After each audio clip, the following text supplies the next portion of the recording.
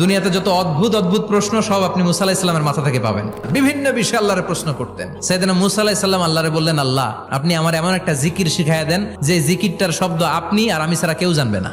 দিনে রাতে সব সময় এই জিকির আমি করব, আপনারে ডাকবো, কিন্তু শর্ত হলো এই জিকিরটা জানবে শুধু আপনি আর জানবো শুধু আমি। আল্লাহ বললেন, মুসা পড়ো লা ইলাহা ইল্লাল্লাহ।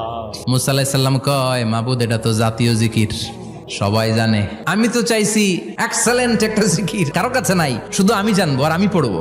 আল্লাহ বললেন, মুসা এই লা ইলাহাকে যদি এক পাল্লায় রেখে দাও, তাম বিশ্ব, 7 আকাশ 7 জমিনটারে তুলে যদি তুমি আরেক পাল্লায় রেখে দাও, লা রাজাহাত কাফাতু লা ইলাহা ইল্লাল্লাহ, মুহূর্তের মধ্যে লা ইলাহার পাল্লা ভারী হয়ে যাবে।